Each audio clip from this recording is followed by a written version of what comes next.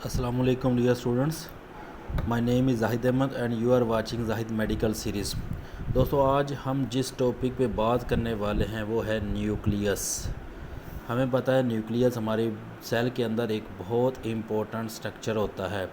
इसको 1831 के अंदर न्यूक्लियस को डिस्कवर किया था रॉबर्ट ब्राउन ने। 1831 के अंदर किसने डिस्कवर किया था? रॉबर्ट ब्राउन ने 1831 के अंदर न्यूक्लियस को डिस्कवर किया था। न्यूक्लियस की डिस्कवरी से क्या हुआ था, जो हमारे पास 1665 के अंदर जब सेल को डिस्कवर किया था रॉबर्ट हुक ने, जब 1665 के अंदर रॉबर्ट हुक ने सेल को डिस्कवर किया था तो उसने कहा था कि सेल क्या होता है, एक एम्प्टी स्पेस होता है जिसको कवर किया होता है एक थिक वॉल ने। लेकिन 1831 के अंदर जब न्यूक्लियस डिस्कवर हुआ तो रॉबर्ट हुक का वो कंसेप्ट जो था वो डिक्लेयर कर दिया गया, रिजेक्ट कर दिया गया कि सेल एक एम्प्टी स्पेस होती है। उन्होंने कहा कि सेल एम्प्टी स्पेस नहीं होती बल्कि उसके अंदर क्या है, न्यूक्लियस भी मौजूद होता है।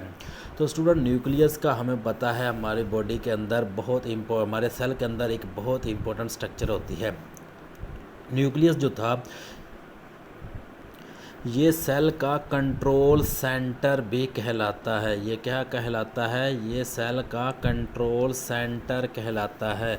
सेल के अंदर जितनी भी एक्टिविटी हो रही होती हैं उन सब को कंट्रोल करता है हमारा न्यूक्लियस। न्यूक्लियस स्टूडेंट्स हम कहते हैं कि ये क्या है, सेल्फ रेप्लिकेटिंग ऑर्गेनेली होता है। क्या है बोला? सेल्फ रेप्लिकेटिंग ऑर्गेनेली है। मैंने आपको बताया था कि टोटल सेल के अंदर 3 ऐसी ऑर्गेनेलीज हैं जिनको सेल्फ रेप्लिकेटिंग कहते हैं।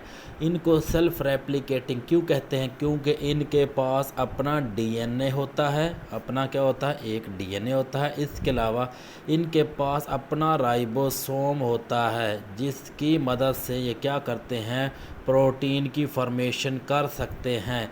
इसलिए हम इनको कहते हैं कि self replicating organelles. In self replicating organelles में हमारे पास आता है एक तो न्यूक्लियस आता है, एक न्यूक्लियस होता है।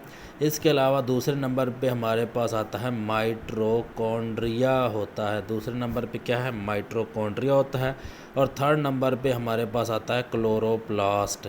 तो ये 3 सेल ऑर्गेनेलीज हैं जिनको हम क्या कहते हैं, these are called self replicating organelles. इसके अलावा स्टूडेंट्स हमें पता है कि सेल जो न्यूक्लियस जो है वो हमारे पास इंपॉर्टेंट सेल थ्योरी का पार्ट भी था। जब सेल थ्योरी प्रपोज्ड की गई थी, सेल थ्योरी जो कि श्लेडन और श्वान ने दी थी, उनके मुताबिक क्या होता, उन्होंने कहा कि सेल के 3 कंपोनेंट होते हैं। एक न्यूक्लियस होता है, एक साइटोप्लाज्म होता है और तीसरा क्या है, सेल मेम्ब्रेन होता है। न्यूक्लियस और साइटोप्लाज्म जो था, न्यूक्लियस और साइटोप्लाज्म को हम क्या कहते हैं? न्यूक्लियस और साइटोप्लाज्म को हम क्या कहते हैं? प्रोटोप्लाज्म। इनको इकट्ठा क्या कहा जाता है? इनको प्रोटोप्लाज्म भी कहते हैं, या इनको हम कहते हैं these are the cell body. Nucleus और साइटोप्लाज्म दोनों क्या हैं? ये सेल की बॉडी कहलाते हैं। और इसके अलावा इनको हम प्रोटोप्लाज्म भी कहते हैं। स्टूडेंट, अगर हम बात करें लोकेशन ऑफ न्यूक्लियस की अगर हम लोकेशन की बात करें तो प्लांट्स और एनिमल्स में इसकी लोकेशन डिफरेंट होती है। प्लांट्स और एनिमल्स में इसकी लोकेशन जो होती है वो डिफरेंट होती है। वो डिफरेंट क्यों होती है? प्लांट्स में जो होता है ये पेरिफेरी में मौजूद होता है। कहाँ पे होता है? ये पेरिफेरल में मौजूद होता है। सेल के पेरिफेरी जो होता है वहाँ पे ये मौजूद होता है, यानी सेल के इतराफ़ में मौजूद होता है। जबकि एनिमल में ये सेंटर में पाया जाता है। ये क्या होता है भला? सेंटर में पाया जाता है। अब प्लांट्स में ये पेरिफेरी की तरफ क्यों होता है? क्योंकि सेल के अंदर क्या होता है, प्लांट्स के जो सेल होते हैं उनके अंदर लार्ज वैक्यूल होता है। क्या होता है भला? लार्ज वैक्यूल होता है जो कि न्यूक्लियस को पुश करता है पेरिफेरी की तरफ। हाँ जी। जबकि एनिमल्स में ये सेंटर में होता है क्योंकि एनिमल के अंदर जो न्यूक्लियस होता है, वैक्यूल जो होता है वो स्मॉल साइज़ में होता है, जिसकी वजह से न्यूक्लियस जो होता है वो सेंटर में ही पाया जाता है। इसके अलावा हमारे पास स्टूडेंट इसकी शेप की अगर हम बात करें न्यूक्लियस की शेप की, तो न्यूक्लियस की जो शेप होती है ये हमारे पास स्फेरिकल शेप में पाया जाता है। मोस्टली किस शेप में होता है? स्फेरिकल शेप में आपको देखने को मिलता है, या फिर इसकी शेप इरेगुलर होती है। कैसी हो सकती है? इरेगुलर हो सकती है।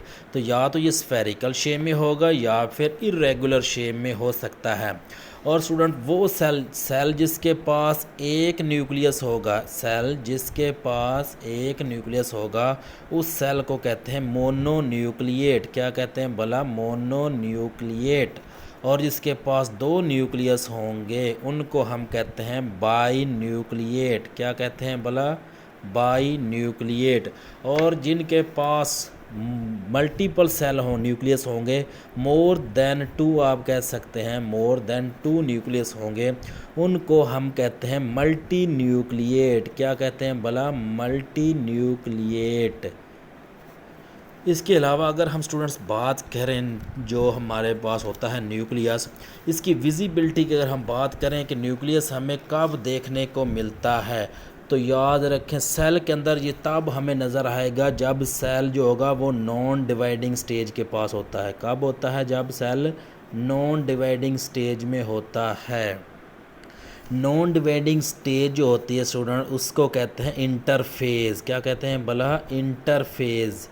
तो हम क्या कहते हैं कि न्यूक्लियस कब नज़र आएगा?